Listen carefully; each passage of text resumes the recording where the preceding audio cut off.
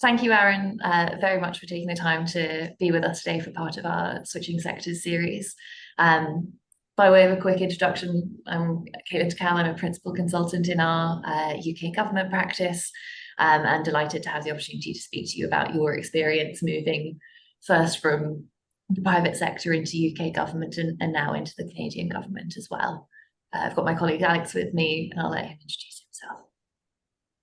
Hi, Aaron. Obviously, we know each other, but Alex Richardson, I'm the head of the IT and digital leadership practice, and Aaron and I know each other as we probably played a part in helping Aaron shift across into government a few years ago now. But without any further ado, Aaron, talk us through you and your background, and obviously where we came into things, and also that shift and in terms of private into the government sector.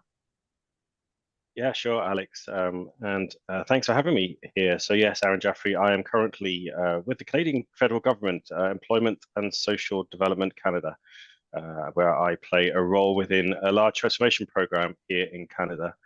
But going back a few years, Alex, my career very much started in marketing. I got a degree in marketing, started working in design agencies, and around about the time when really organizations were starting to invest more money into digital expenditure, I got very much into the digital side of it. So whether it be building websites, search engine optimization, really looking at all the ways in which organizations would promote their activities through digital means. And that grew and grew, and it obviously was quite a new space in the late 2000s, which allowed me to build a career really within digital, because what I found is where previously IT organizations, we had this separation between IT and the business. Design organizations and people with design backgrounds and design thinking were incredibly well placed to blend those two areas. And so after a bit of time running my own consultancy, I then stepped into work with a company called RPMI, now known as RailPen, which is the Railway Pensions Administrator, before the opportunity came up to join the Department of Work and Pensions as part of their state pension transformation in 2016. So I worked at the Department of Work and Pensions, working in state pension, and then in the health and disability sector and a few other bits in between for quite a few years. And then in 2021, I took an opportunity to come to the Canadian government to help them with their transformation plans as well.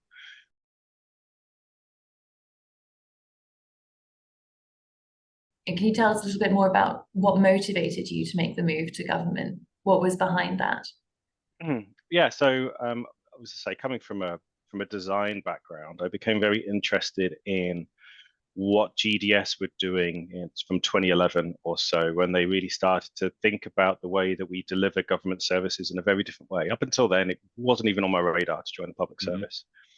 And I, watched from afar through social media of these things happening, and I thought this really feels very exciting. It felt very exciting, the idea of being part of something that was really socially motivated as well. Really getting into a department and a service department which really was focused on helping people who are in need of help.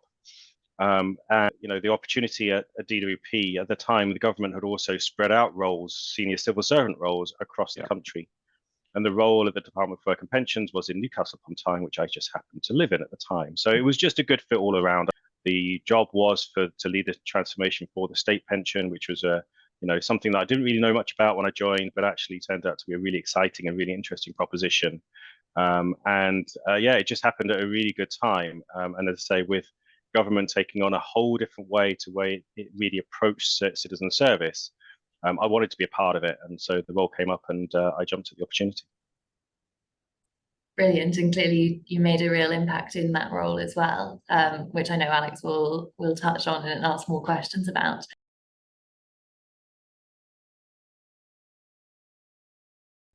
What parts of the industry experience have translated well, and perhaps what hasn't? You've mentioned they're needing to adapt a little in terms of pace, in terms of change transformation. Is there anything else that you'd mentioned that perhaps was a learning curve, and anything that actually was a really straightforward read across? Yeah. I mean, it's so in terms of things that translate really well. Government is really keen to learn about new ways of working. It really is keen to learn about, how we can make decisions quicker and faster. But at the same time, it has financial judiciary to take place. It needs to make sure it's doing value for money.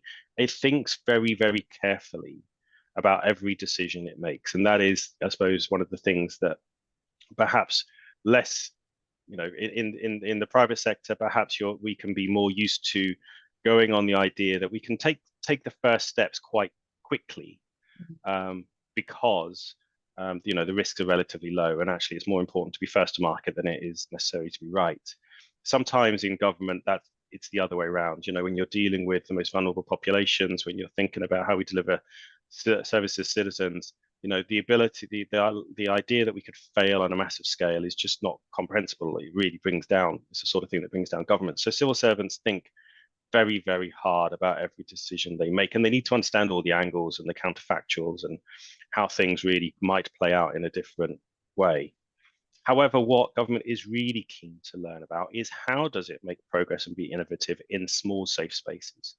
So this is where really incremental initiative or agile kind of ways of working really do kind of come through, where you can bring in a learning culture and you can bring in ways of doing things in a safe way that test create concepts before you scale it. I mean, ultimately, it's at scale, you don't want to fail, but you need to test ideas even beforehand through pilots and through various things. So, without a doubt, there are skills and knowledge that is in industry that really can help government to grow, but absolutely, to get to scale, and when you're impacting citizens' lives who are, the most vulnerable in many cases, but any of us really, however fortunate we are in life, we just can't fail. And therefore the service delivery aspect and the ability to deliver consistent quality services is fundamentally important.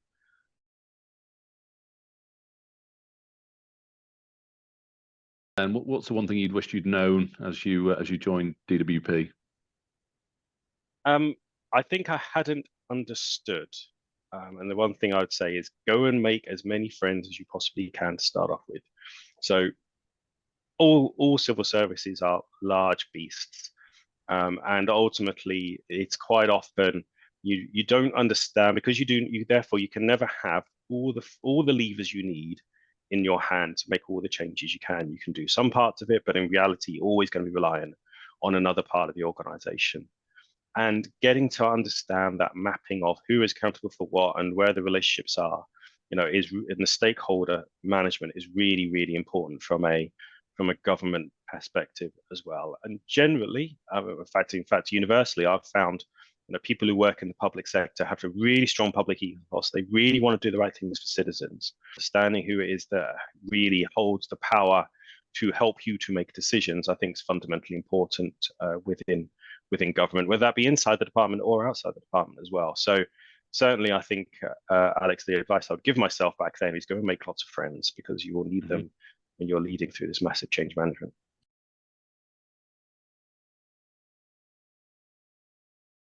Any last piece of advice for someone considering a move into government?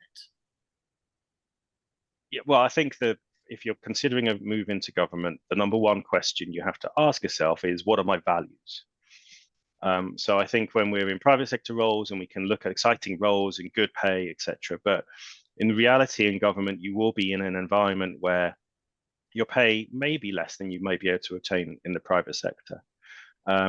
You may find yourself frustrated because the things that you want to do, you can't just do on your own. You may find the change cycle is longer than you perhaps would have expected in other sectors as well. You may find that the technology decisions are slower because, as I say, we need to think quite carefully about all the decisions we're making. And cybersecurity angle, particularly for governments, is very, very high on the agenda. In fact, probably the highest area in the agenda at all. And so really, you've got to look at yourself and think about what your values are. So if you value the ability to change something on a massive scale, the ability to make a massive difference to the people's lives in whatever country you're working, and if you value the rewards of which are going to be personal rather than financial, then jump in with 2 feet, because we need you, absolutely. For people in industry who have thought, well, government doesn't seem like it's an exciting career, it doesn't seem fast paced. Well, there is certainly a lot of a lot of change management that you have to go through, and you have to go in with your eyes wide open and understand you need a lot of patience and resilience to make the change. But when you do, therefore, you are successful, the rewards are that much greater. It's kind of like the Heinz bottle of ketchup, where the best things come to those who wait.